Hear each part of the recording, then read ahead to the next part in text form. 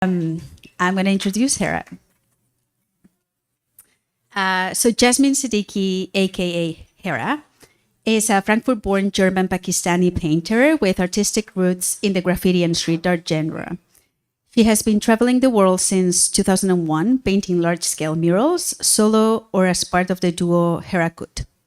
The biggest outdoor pieces are being located in Sao Paulo, Miami, Moscow, Reykjavik, Melbourne, Berlin, Kampala, and Washington, D.C. Besides the mural work, her artwork has been displayed in museum exhibitions such as the Rogaland Kunstmuseum in Stavanger, Norway in 2007, the Pera Museum in Istanbul, Turkey, 2015, the Urban Nations Museum in Berlin in 2018, the Estrad Museum in Amsterdam in 2022, and Maka Museum in Copenhagen in 2024. Hera was part of Artists for Human Rights, the first ever street art exhibition inside the European Parliament in Brussels in December 2022. In 2023, she has worked on several United Nations funded projects with the NGO Street Art for Mankind, promoting social change. This is in line with Hera's continuous effort to utilize street art for humanitarian causes. In the past, she has collaborated with various humanitarian aid organizations such as UNICEF or the Global Fund, Save the Children, and Viva Con Agua, and more on art programs and workshops focusing on children and underprivileged youth. Hera's work has been featured in numerous books, starting with Graffiti Woman, 2006, Mural Art, 2008, Beyond the Street, 2010, Graffiti Alphabets, 2011, Mural Masters, 2018, Alter Ego, 2019, and Street Art Guide Berlin, 2020. Street Art is Female, 2022, a part of her own books, Hera Cut, The Perfect Merch, 2008, and After the Laughter, the second book of Hera Cut in 2012. The title of Hera's presentation is Creating Identity. So please join me in welcoming Hera.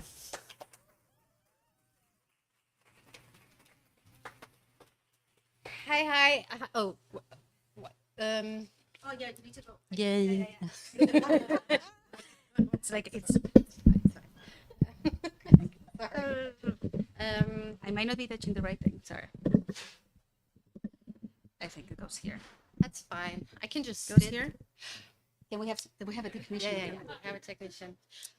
In the meantime, I'm just gonna say hello everyone. Hello mom. She's not gonna watch the live stream. I'll pretend she's watching. She's out with my dog, always. But hi. Thank you for coming and thank you for staying. And it was such a pleasure already listening to my colleagues. I'm a fan of all my colleagues, and those two, it was so wonderful to listen to. And before I start with my stuff, that's me at the age of 2.5. I think it's an important reminder that everything starts out small, and so when you later see big walls, they did start out small. And before I want to start, I wanted to quick see some hands. Is anyone here an artist? So you are all artists. Has anyone ever painted a mural? Like the whole room? Wow, I'm so impressed. And the ones who've not done a mural yet, are you interested in painting outdoors for others? Yeah, that's really good. I think that is so good to see. I'm so excited because I've been doing this for a while now. And there was a moment when people asked, "Hey, is street art still relevant?" It's like, what? Okay, but wait, maybe it is a legitimate question. Is it still relevant? And to me, I mean, since I'm so immersed in the scene, but I want to step back and also analyze what's going on. And that's why it's situations like this are really important to me, to see that there is an interest. And wait, what do I do again? It's like click on the, yeah, see. So this was one of the first pieces I did by myself, and I pulled that up because the reason for me to put my work out was I've always tried to create my own world because I hated the real world so much. So it was escapism, and I found the A4 or A3 format too small to hide in, so I needed bigger hiding spaces.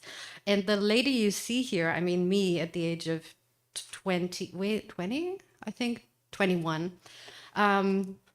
She back then she was super sad, and here's side by side 22 and 2012.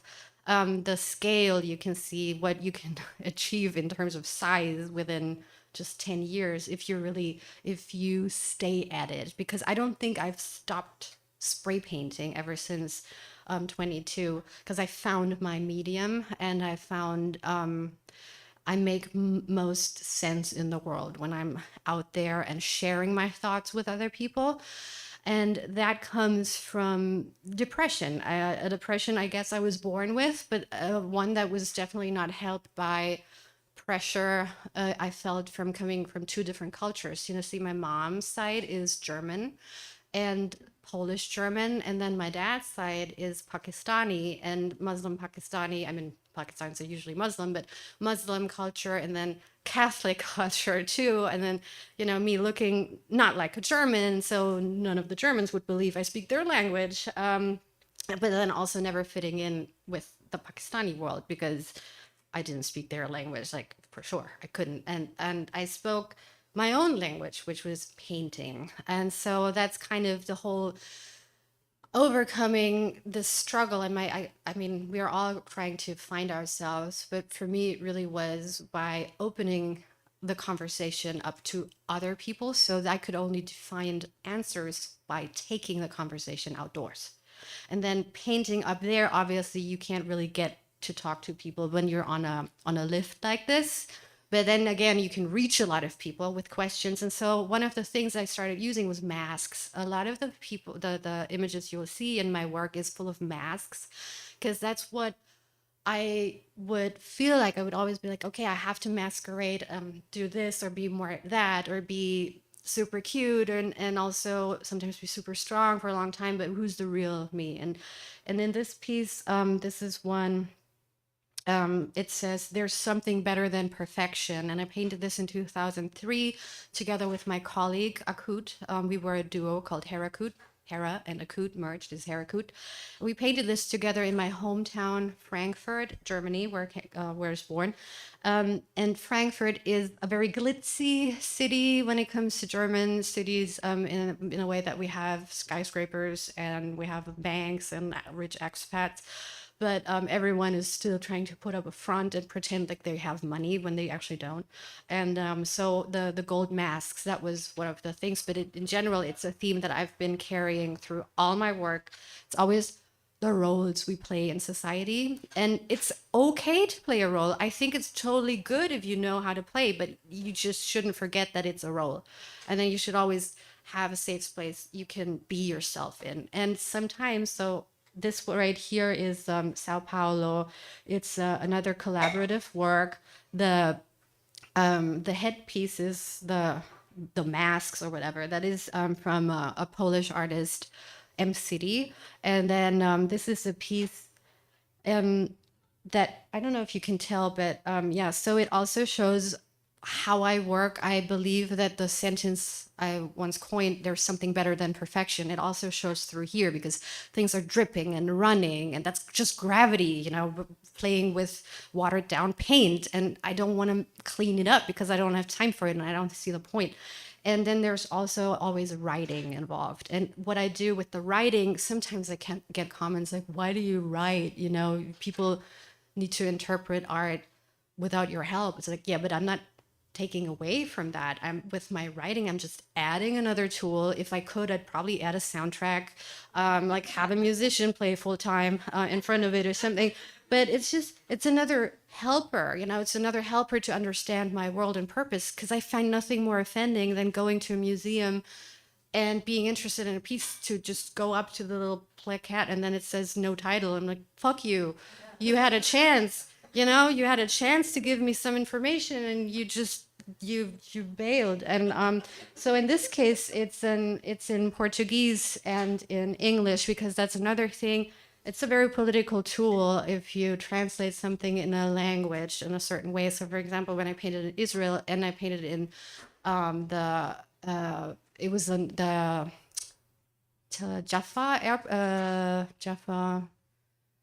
It's an old harbor. Yeah, Jaffa Harbor. So with a predominantly Arab speaking neighborhood. So I chose Arab and then Hebrew and then English. So it's kind of, so when I painted in Montreal, I was like, well, they're not as nice to me as they should. Maybe I should put English first and then French. Yeah, but it's kind of, it's a great tool to use. And then talking about tools, another tool, I am standing on this one, is that machine. I'm blocking your view, right? Can you see? Yeah, okay. So here's another thing that I find. I say it's a tool, and it's a tool in different ways. It's those machines, those boom lifts, are definitely not just a means to get to a place up on a wall, but they're also a means to show children that those machines are not, gender binding. Like, you can be whatever and whoever, and to use a lift like this. And we usually see those machines, heavy duty machines from construction sites, which are predominantly male, or people who work there are predominantly male, and still to this day. And I too work a lot of construction sites then, and sometimes I don't have, I mean, there's just one bathroom, but then they'll all be freaked out when I come, and they're like, I've seen bigger. That's okay. Like, that's fine. Just keep on peeing. And that's a funny moment when you actually see men do a double take when they realize, wait, oh, that long-haired individual is a girl. Oh wow, she does good. I'm like, why are you even questioning this? Anyway, but so here's that's why I love these things, and they're not that hard to maneuver. It's just a joystick, and it's very liberating. So just for anyone, just rent one of those things, like, have a party, just put a DJ set on top of those and just enjoy yourselves. It's just so much fun to learn a new skill like this.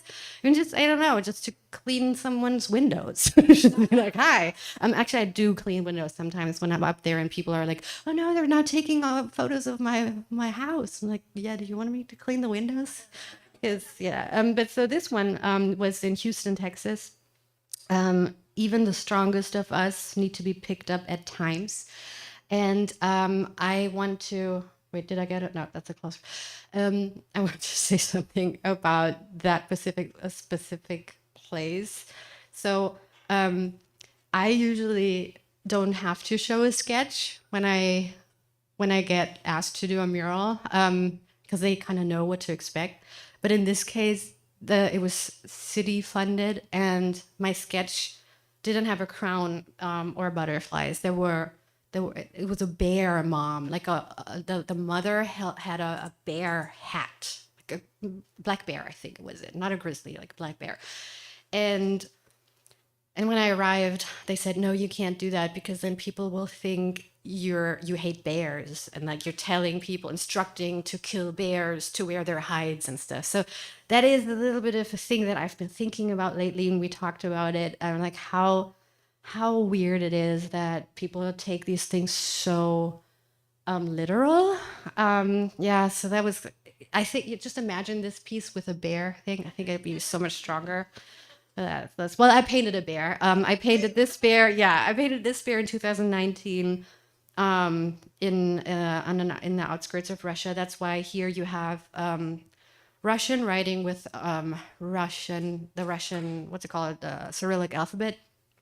Damn, it was so hard to write the Cyrillic alphabet. It was so hard, and but that's how you learn new things, because I have been painting for over 20 years now, and to actually always find something new to attack, and it's keeps you on your toes. And with this one here, I did turn down any further requests to paint in Russia, especially now. I'm clearly not going to paint in Russia, but this was in 2019 when there were student riots, and what it says here. So I'm using the symbol for the Russian bear. Basically, it's what they link with to. I think it's their national symbol, animal symbol, and then I use it, but with a kid that is androgynous looking, and for a lot of the neighbors, they were like, "Wait, so it's a girl's face, but she's not wearing a shirt. So is it like a girlish boy?" And I was like, "You figure that out." And then yeah, what? And then he, whoever, they hold a brush, and it says, so it translates into, "Real strength and confidence does not come from imitating someone else's raw. It comes from finding your own voice."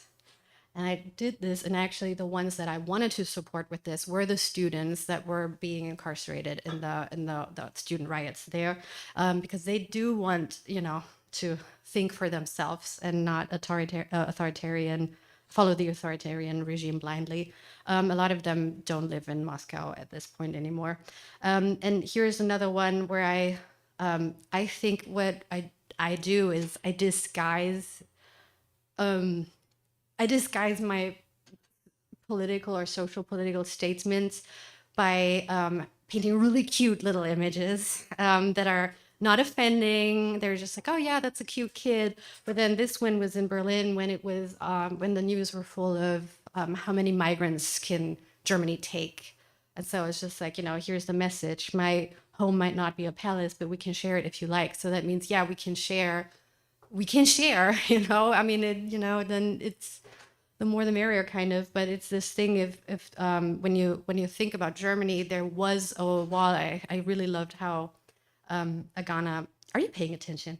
Anyway, so how you said something about the walls, they're there to divide, and then now we can take them and beautify them and tell stories on them. And I really related to that because in Germany there was this big wall, dividing the east and the west. When I grew up on the west of the west side. But anyway, so I grew up on the west side of Germany and having allies like the U.S. But there was also the east, which was the Soviet Union. And so Akut and we worked together, and he came from the east and I came from the west. And I would always make a point of saying, "Hey, how good is it that that wall came down, right? Otherwise we couldn't create together and create a future together. How did this get in there? This is still the Houston wall. I think I messed up. I just, this was whatever I was going to show you about this little lift situation.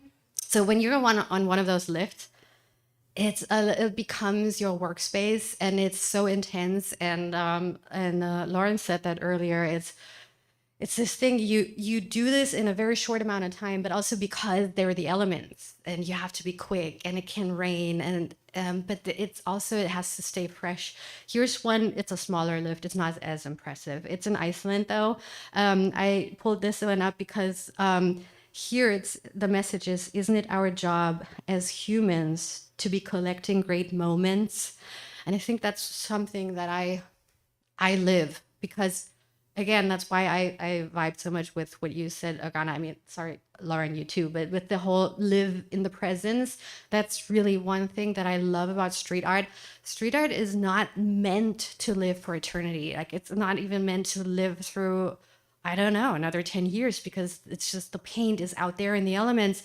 The wall might crumble, but you just have to do, like most, you have to enjoy the moment and then share it with people, and then be okay with seeing it fade and say goodbye, kind of. So you don't get to keep it once you've given birth to it. You just kind of like, I don't know, like a turtle, leave the eggs, see ya, go swim and then see what the babies do for themselves. But yeah, it's kind of this thing, you leave the murals and you really have to let go. And I think that is such a healthy thing to do for all of us, because all of you who've been doing art, you probably know the moment when you mess up a painting, like when you've been painting or drawing for so long and you were so in love with it, and then it's like 20 minutes too much, and then you kind of overworked it, and then it's like, fuck.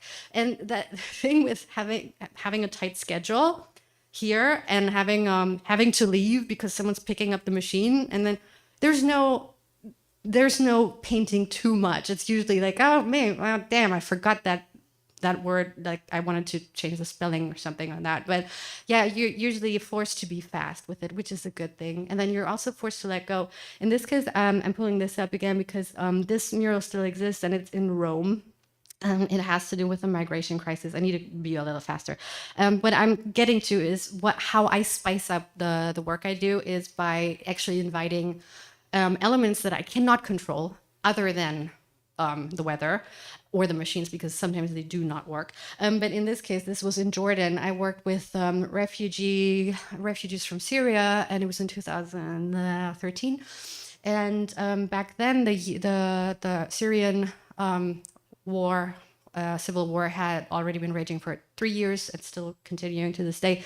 And not all refugees stayed within the campgrounds, because it's not a homogenic, it's not one refugee group, because within the group there are people who don't like each other. So some were forced out, and then they stayed in the smaller villages.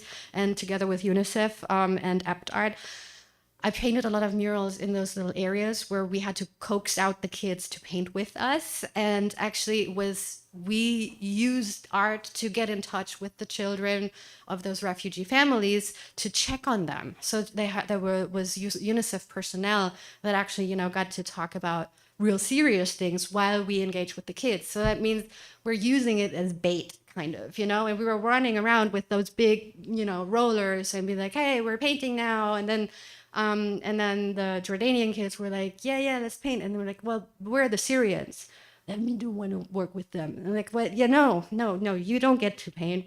If you don't get the Syrian kids. And then what's really good, it's a little trick. If you want to split up a group that is, there are always some annoying kids in one group. If you work with kids, line them up according to size. Just make it real simple. Have the smallest ones, are usually the loud ones, the smallest one on one side, the tallest one on the other side, and then you just mix, have them pair up.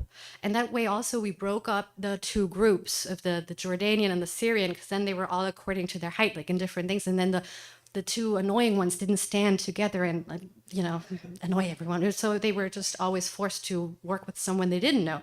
And why am I showing this picture? Because it says home. So the whole message there in Arabic, it says so one is just a brick, many can be a home. And to have this message in a language they can read, and then have them fill in the little bricks with what they consider as home to them. It was really, really darling. Oh God, it's so cute. There was one child he was so over the top talented, and he was autistic, and all the other kids were like, yeah, but he's weird. Like, yeah, but it's because he's crazy talented and he doesn't need you to like him, because he creates stuff that's just so awesome for himself. And anyway, so they ended up praising him. And that's another great thing about working with communities.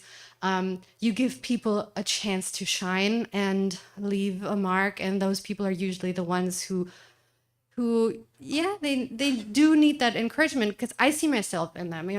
I didn't want to go out. I wanted to stay inside. I didn't want anyone to look at me like to look someone in the eye. I was like, no. I broke out in sweat. Here real quick, this is in Kampala in Uganda.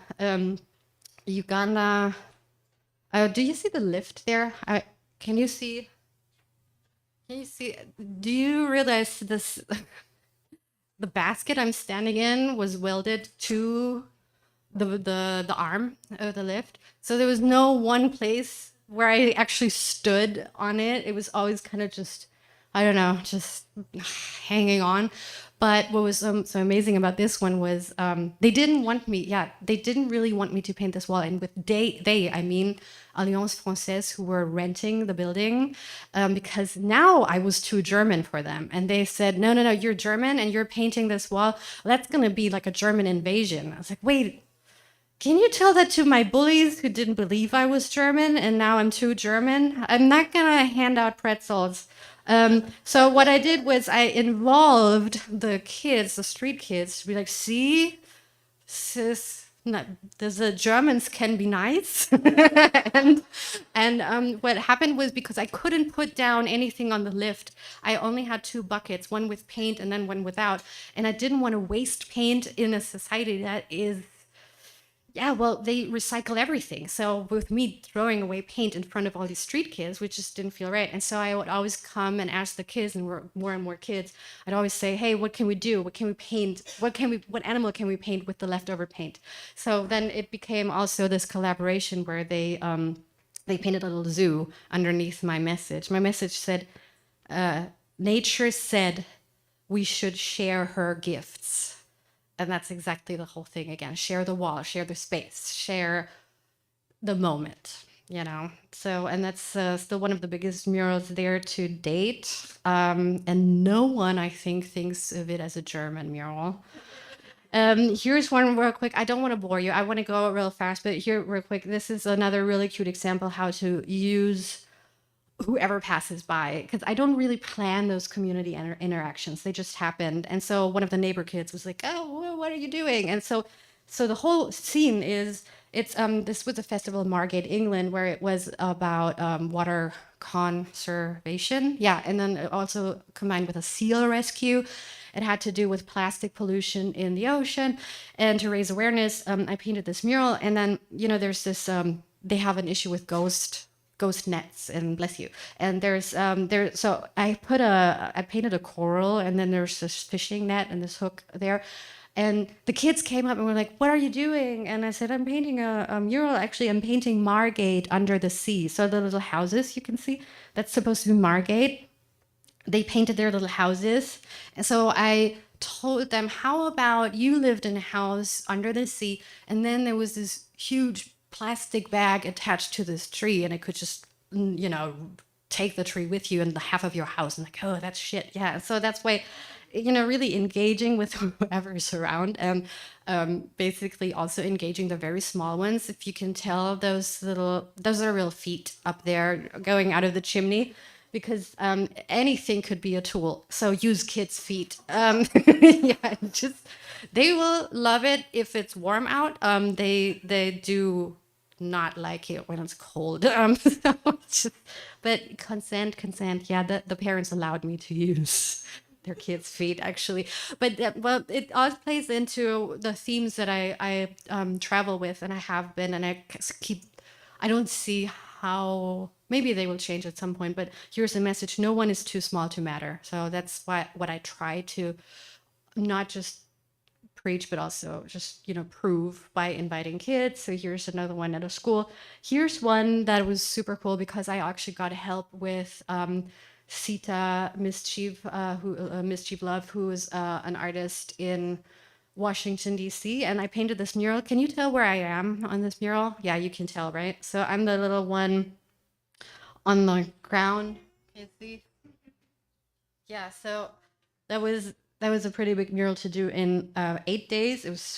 It was hot, and I'm mosquitoes, but that I had to leave, and I the whole theme is, Mother Nature shows us anything big starts out small. So my idea was to have children involved. And since I couldn't go, I used the very resourceful network of street artists. And I found a street artist, Sita, who did then eventually come. And so the lady painting is not me, but it's one of my new friends that I made.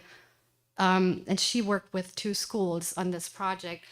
And so that's one thing. I think it's already been mentioned. It is such a community, and it is through social media just so good, because we don't need a gallery, a middleman, especially man. Like, we don't need one of those to connect with each other and then find someone who can help with projects. And how beautiful this is, And it was even more powerful for a local artist to that be there, talk with the kids, talk to the kids, and maybe, I don't know, like, get more workshops done.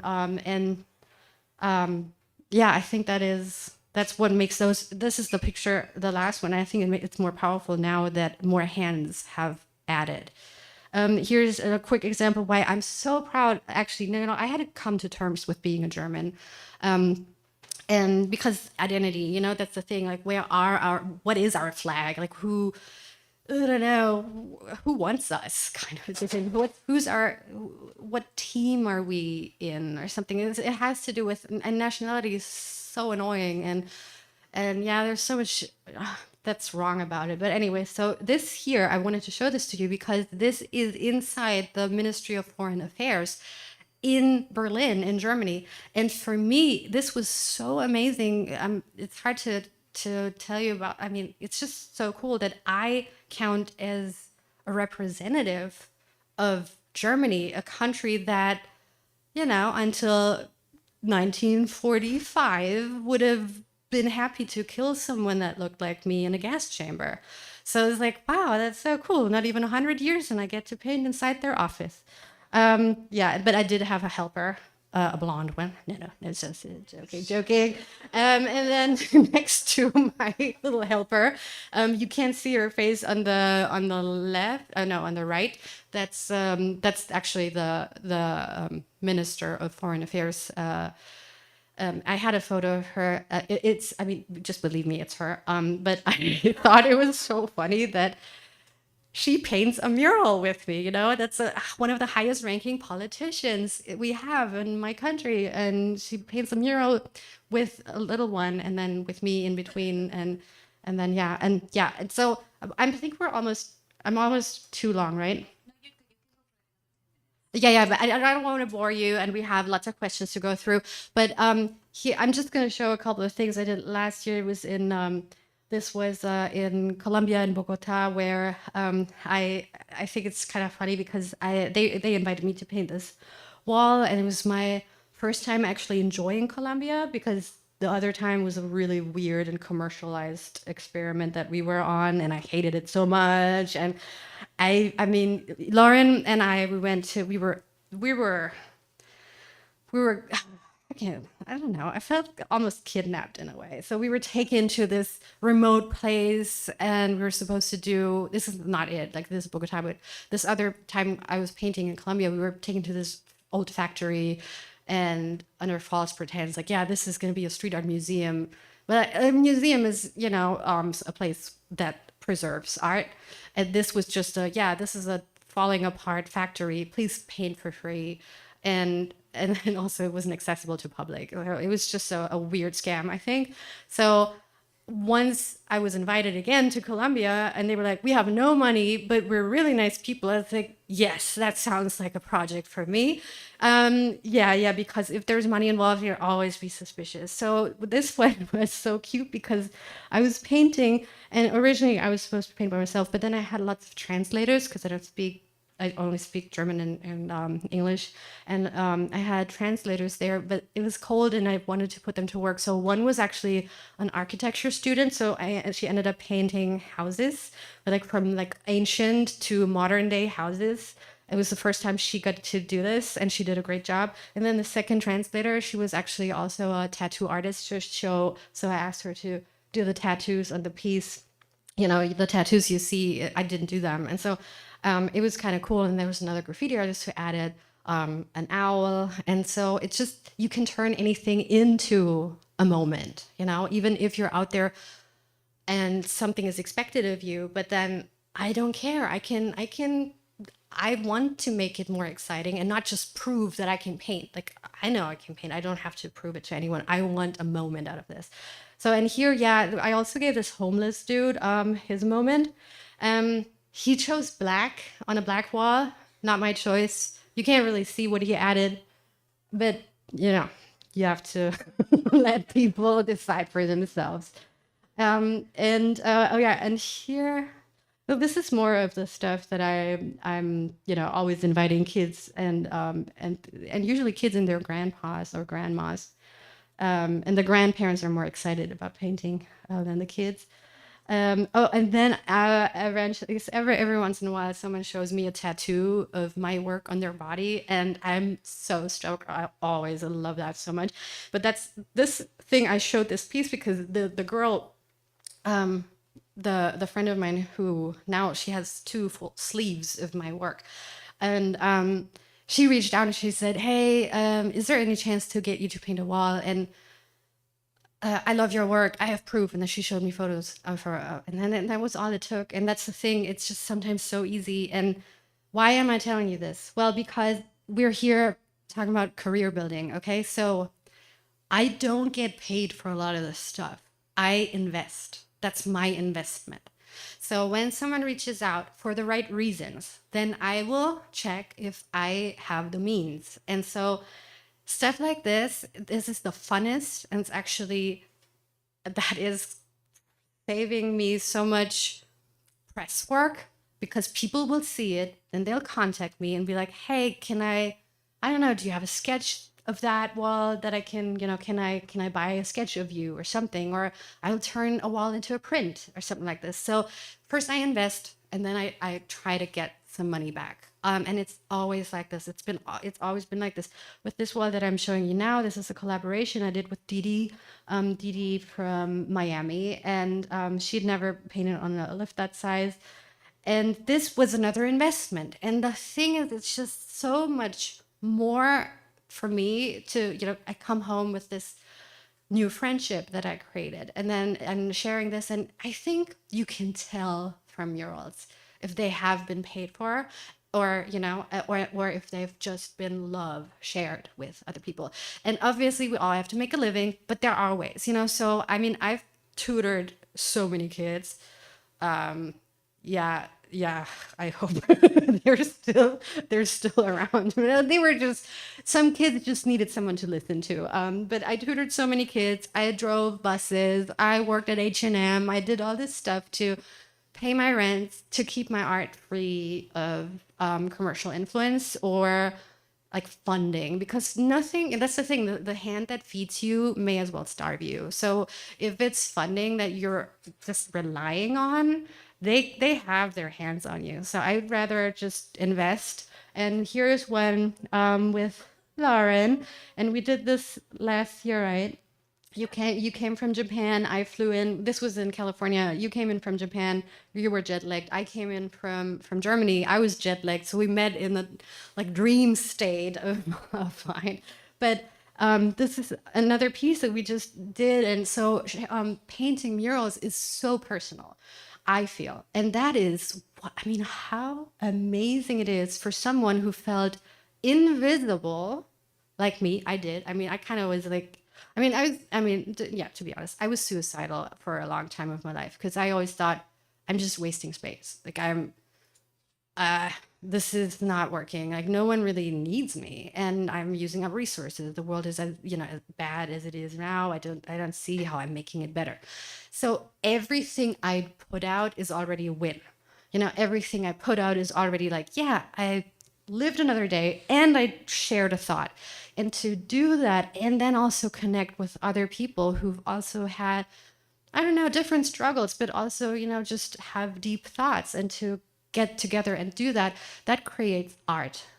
And without thinking of sales, without thinking of recognition of some art, I don't know, some approval board. You create something, and then that will create resonance, and then as things grow. I mean, look at this. I could have adopted this little girl. I don't know. I mean, I might as well go back, find her. That's the thing. You make friends. I've worked with a guy. I don't remember his name, but we shared a wall that was also in Uganda. Wherever you go, you can really leave something behind, and I think that is so that is existential. That's kind of what we want in life, and so that's why here there were a lot of questions about how do you cope with this, or is there a strategy of like self-care? And the good thing is, I mean, I'm 43. I hardly have any gray hair. No offense. Well, you have kids, so I didn't. But the thing is, I'm 43, and I can just say that the self-care is really by what do I put out, and what do I throw out, because it will always come back. And if I was in a corporate job that I hated, I would just put out a lot of like grumpy faces, and they would probably come back to me. And so when I do stuff that is on my mind and share that, that's a good thing. I have this piece. I wanted to share this real quick. It's in Sacramento. It was inspired by Trayvon Martin's death. And that's why I painted a black hoodie around this kid. The reason I pulled this out though is because this was a really bad experience for me painting this. Not because of the actual of the hoodie or anything, but I added a neon star on here, and there were a lot of hummingbirds like just spending their day until they were like, dead at the wall trying to eat that flower. And I was just like, oh my God, what am I doing? Like, yeah. So that's another thing you have to think of at some point. Be like, wait, okay, no, I have to actually do more research than I already did. I read the news, I do this and this. Now I have to get into the environmental issues. So there's so much stuff to think of if you really want to do, art out there and then be aware of everything. And you can't. You just have to give it up. I'm just clicking through to these images. It's more of the same thing. Ultimately, the message is, it's true that you are small in this world, but never insignificant. And that's what I wanted to share with you. Yeah, that's pretty much it. I'd like to chat with you if you have any questions.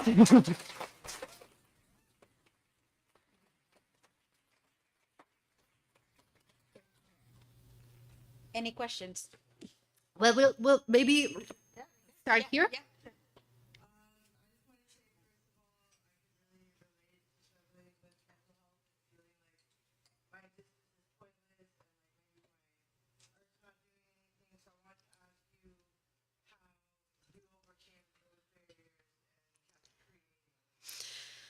Yeah, the question was what's my method of keeping creation going even in the moments when you're down, right? That's kind of well, the fact that you're here shows me that you've done something right. Like you kind of have found a way already, and to be out and about, that's already congratulations. There are a lot of us that wanted to come but like didn't, and anxiety got them, and they'll be like, yeah, I'm gonna watch it later sometimes, and then putting it off again. Oh God, it's so hard. But what really, I mean, to be honest, it's medication in the end. I had to admit that I can't do it by myself, and I am medicated to a dose where my liver can take it, because I was a straight up alcoholic for 15 years, and I've just been sober for a year. And I think, yay, thank you. No, but really, I'm so open about this because it's just it's something that we have to live with. There is a constant struggle, and I'm taking meds now, and I think it's okay to use a crutch. If I had I needed help with eyesight or hearing, I would also go to a doctor and get help. So I don't think there's shame in that. And if it works for you, it works for you. Also, the other thing is, if you have something to look forward to, even if it's just a little thing, that carries so much. So just, if you have friends, and or let's speak about, the this here right now, I look forward to seeing more of you. Like I look forward to coming back to Toronto next year, and then seeing a big mural festival where just I see art and not commissions. So that's kind of, if you have something you're looking forward to, that already helps so much. And making plans is kind of good too. With, for example, with Lauren again, now we were talking about doing a show together next February, and we might, not follow through with it, but actually just having these visions and these ideas, and then just, I don't know, it's just you said you talk about visualizing helps you. I think that is really good. That's really helpful, because our mind is the one that creates the stories. So our mind can dig the holes, but it could also create like something really nice, and like this bird that we can fly off with if we need to. Yeah, so what was that? There was one question. Yeah, yeah. Yeah. Um, we have one of your pieces in the East End of Yeah. Toronto that I love. I think you did it collaboratively with, Yeah. and it's part of a bigger story. Yeah. Can you tell me a little more about that? Because I've always been so curious. Right. Here you are in front of me. So we were talking about the Dundas. Is that Dundas Street? Dundas. And also the way that you do your figures. Yeah. Is Oh, thank you so much. The foot on that one is Yeah, those feet. Fetish? I don't know. But anyway, so the Dundas Street, is it? Yeah, so that was a project I kind of stumbled into and out of. It was called the Giant Storybook Project, and it was giant because the idea was to paint a children's book story was, you know, a lot of different walls in different places of the world, and then they'd all come together in one book. But the partner we had for this was Jim Carrey, and he did have, I mean, he was cool with me on a personal level to work with, but then there were so many gatekeepers, so all his lawyers and stuff, and so the whole thing became a legal battle for 2 years, and I just felt like it's not worth it. And back then, he did the Penguin movie, and it wasn't so clear that he would ever recover from the Penguin phase. So he did, good for him, but it was just he wasn't in a good place, and that's the thing. I kind of feel it's never worth selling your soul and your art for any celebrity or you know, bowing down to another person's mind is kind of like what, but their brain is not bigger than mine. Like I don't know, it's just it's kind of the thing. I'm a storyteller and my stories are good enough for me. Like I don't need to cooperate with someone who has, you know, a bigger bank. So that was one thing. The other thing I did not mention, but I thought about what connects the three of us is in creating the work that the three of us do. We don't really rely on anything but our hands and the immediate tools. So no projection. And do you use grids? Yeah, well, the things I think the three of us we do believe in freehand and freestyle, and that is tough, but it's actually so doable for everyone. And to give you an idea is it's kind of like just imagine how you didn't know how to write your name and you just got better with practice, and now you can sign something without even looking at it because it's muscle memory. So even when I talk to athletes sometimes they're like I could never do this, and then I'm like wait, like you play professional basketball, you envision things before they happen. Like you look at something, it's not there, but you can totally know this is going to happen after I do this and this. And that's with the same with us when we're in front of a wall. We're like, okay, yeah, this would connect into here, and then this is how the leg goes, and this is, and it's kind of, it comes from practice, and it's hours and hours of practice, and I've become better and better and better with practice for sure. I mean, you saw the first stuff. It's just like anyway, but it's that's so wonderful because I always thought, why didn't anyone tell you that aging was so cool? Because now that I'm older, I'm already so much better than I was 10 years ago or like 20 years ago, and I'm gonna be super good in 20 years, I hope. Yeah, let's wait and see. Yeah, is it Wendy? Okay, cool. There's a bit of like sense of freedom in your style and the way you speak, the way you collaborate with other artists, and also like local residents in Yeah. different places you travel to. I'm wondering if you can speak a little bit about your relationship to perfectionism or Yeah. imperfectionism, especially with the way you started your presentation with Yeah. one message. Um, yeah, and like just like following up with your idea of like using freehand and like just approaching your work with such a sense of freedom that really comes through. Yeah. I'm gonna try to repeat this for the audience out there, Mom. She's not listening still, but yeah. So it was where do you get the confidence from to go about the work in a freestyle manner, right? Because you're probably I mean you're probably gonna mess up at some point. You will mess up, but you could mess up with the projector too. Like you could mess up with 10 assistants. It doesn't, there's no guarantee it'll be good. So just forget about good. Just forget about, you know, all these things, perfection. And you can always write someone else's name underneath in the end, you know, it's just, you don't have to claim it is yours. It could just be your worst enemy's bad painting.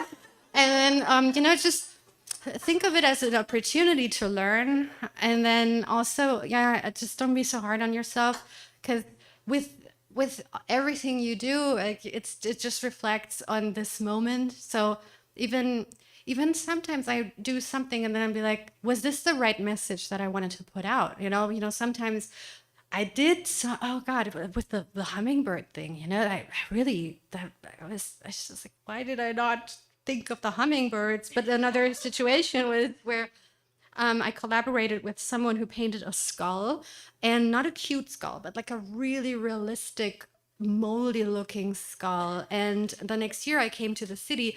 I thought it was a really freaking awesome piece. And then a teacher from an elementary school who that's placed around the corner, they said we did a survey for the kids, and they talked about the worst part of their way to school. They did the survey because they wanted to figure out what streets are too dangerous to cross or something. So it was a completely different thing. But a lot of the kids said the skull on the wall was the most terrifying thing, and they hated it so much. And after that, I totally, I never forgot that. So you learn. And so if I had, this idea of perfect, then I don't know, I'd be all over the place with a message like this. Be like, oh my God, I have to. No, but yeah, that happened. And I have the chance to fix it, and just really to be easy on yourself. And another thing is, here's one thing. I didn't show you this because it's kind of sad. But so here's a wall I did in Aberdeen with a collaboration with Akut back in 2015 or 16. And this is what happened. Okay, so they were really proud of the mural. This is one of the railway stations. Aberdeen ranked 25th in the New York Times list of must-see global destinations. They were that proud of their mural. And then this happened, and they took down the work because the building had to go. And so that's the thing. If I had created this and then being like, that was the perfect thing, I would be like devastated with something like this to happen. But because I know, hey, yeah, well, it was nice, but if I get the chance to, I can always even make this better, And so actually I will. So I'm returning to Aberdeen this June, and painting a new mural there because the city was so sad to see this go. And they now are offering the tallest building they have, and it'll be the tallest mural in all of Scotland. How cool is that? So I'm kind of thankful for moments like this, because then I can go back and just enjoy Aberdeen more. And also, by the way, Scotland has such a cool national animal. It's the unicorn. So cute, right? I just love that. And so yeah, I'll paint more unicorns. Yeah. Yes.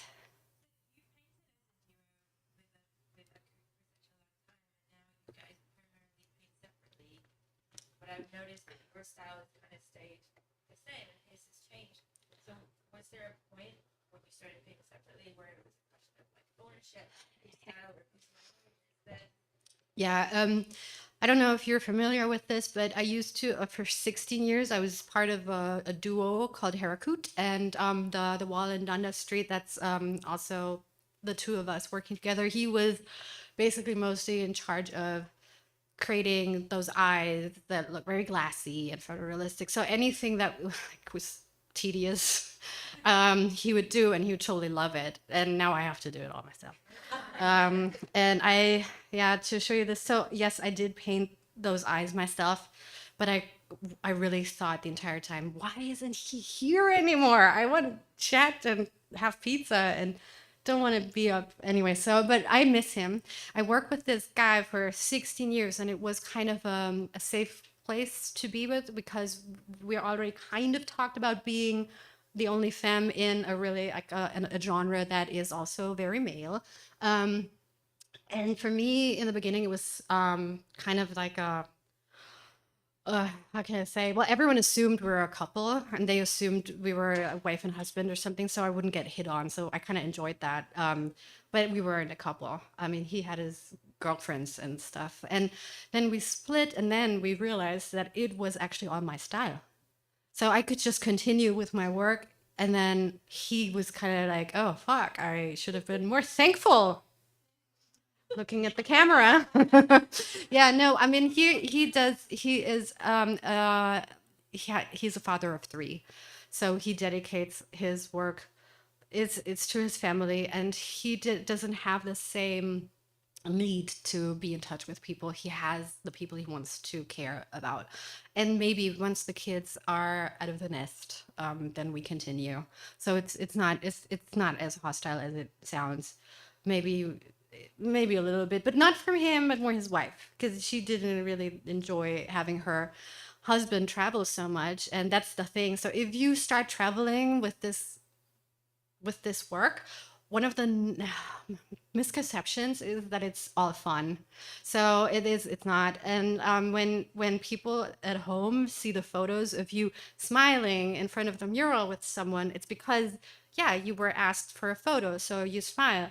Or you're down there and eating something because you just took a break from, I don't know, like 30 hours of painting mural or something. And so they will only see this little bit and then be like, oh yeah, it's such a jet lag, no, not jet lag, what they call it, like jet set lifestyle. And then there's jealousy, and once that creeps in, it's kind of hard. But so the easiest way is just to bring your spouse on with you, and then they'll be so annoyed, be like, oh, this is a horrible job. Go back to H&M. Yeah. I actually do not go to H&M anymore because I tend to fold clothes when I'm there. It's so in me. Yes. So a budget for example, this is probably, let me think. So this was in Denmark. I think the lift for this particular one was probably 2K, and the rental. I mean, yeah, the rental for the lift would be 2K. And then I think I got probably as much as the lift cost or something. So it was kind of that thing. So I try to say like it's 1K per day. It's usually not like that, but like for me, because that's what. So I was trained as I mean I did study graphic design, so I'm always kind of going of that, like what would be my daily rate here or daily rate there, and thinking that I have to pay my insurance myself because I'm self-employed. So what is kind of the budget? So I do have to look at numbers. What's the most expensive things is basically the lift. So with this wall, I can tell you this wall real quick. This was done in Frankfurt, and the boom lift we had to get there for this one, the platform was 3,500 because it was just it had to be a little longer. And the total budget was, I think we asked for 7K. So anything in this size, like a 20-meter thing, if you do that, I don't know, artist fee shouldn't be less than the lift costs. That's just the thing. And also what's a good thing is ask around, like you can just ask, get an estimate from a company that just paints walls without art. And then you go from there. Like you don't want to do art for less than what they do. So I'm kind of like this. Either I do it for free, or I try to get good money out of this. And the way I finance my life is actually through selling prints and canvases. That makes me free from to do whatever I want to do in this realm. But how did I get to selling canvases? It was through first investing into murals, putting them out, and then people are like, "Oh, I want that, but I live in a rental. I can't let you paint the wall. So can I get it on canvas?" I'm like, "Yeah, sure." So that's how you go. Or for a museum, now we were talking about Straat Museum. It's a museum. It's a really good museum in Amsterdam. If you ever go to Amsterdam, the Netherlands, I can highly recommend you. This museum is so good. And it's just an amazing place. And they don't pay artists to paint there, which is, in some ways is like, but they're charging people to go see the work. So shouldn't there be this exchange? But they make sure the art stays safe. And so also there's a contract that you as an artist, you could potentially get your work back. So it's kind of like they're just holding on to it for whatever time you want them to. And so that's also fair in a way, though, because none of the artists, no matter how well known they are, get paid. So it's I mean, it's hard to talk about prices because it's so general. I mean, and also Canada is a little wealthier than other places. So giving you those numbers, I'm just really going by German numbers. Is there any, because I already see people really want to go home. I get it. But yeah, is there any, I mean, you can also just go. So I keep, wait, there's one more question, one more. So the two more, and then we'll wrap up. Yeah.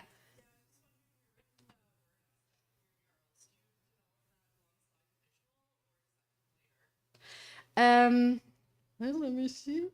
How can I pull this up? So in this case it says find what moves you and pass it on. And the theme when they approached me was we want to do a project called the art of movement. So once they gave me that line, I mean, the art of movement, that's when words started working in my head. So before I actually have the visual, I usually have a text idea, and then I find a way to sort of illustrate that or add like the opposite or something. So because here's the thing, I would love to be a poet, but I don't think I have. I mean, no, I maybe at some point, but I value I value words so much. But they're also, you can judge words way more than you can judge paintings. So I took the easy route. But yeah, it's usually words. And my interestingly is my muse, or what's it called? My artistic language is English. It's not German. I don't know why that is. Maybe it shows how much I had a problem with where I grew up. Maybe, yeah. So one more question. Yeah. Yeah. So the question was, how do I get the texture of my colors? So I use different medias. So I usually start with a pole, like an extension pole, and a roller on top with highly pigmented, what they call it? Yeah, like facade paint, like mural outdoor paint, because that has more pigments and has different solubles, so they just last longer. So that's how I start. And then I roll a lot of the stuff, the fill-ins with small rollers and with just different wall paint. And I mix on the wall. So I'll have like primary colors and then I'll just mix on the wall. Then you already create texture, and then the last layer really is the spray paint, because that's another thing. When I started painting, I did start doing graffiti, and I was so poor. I just always took the leftover paint that people had when they were repainting their houses.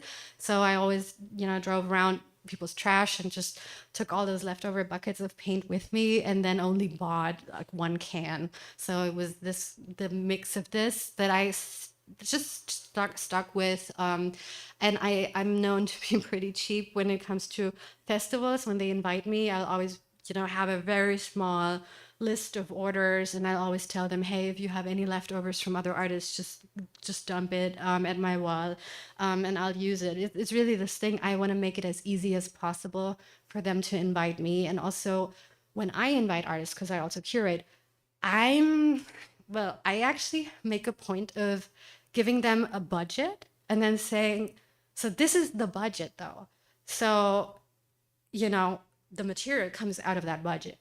So if you waste our money by ordering way too much stuff and you can't take it with you, it comes out of that. So if you are interested in, trying ways to be more resourceful, maybe use stuff that we already have left, then you just get more money. And so it's kind of, to have less waste, you have to kind of sometimes make people pay for that. So yeah, but yeah, so now I'm talking about money again. Sorry. All right, I think we were good. Thank you so much for listening. Thank you.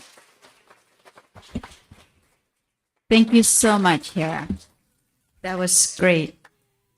Okay, so I think we're going to do like a 15-minute break or so till 3, right? We're reconvening at 3 for a panel discussion.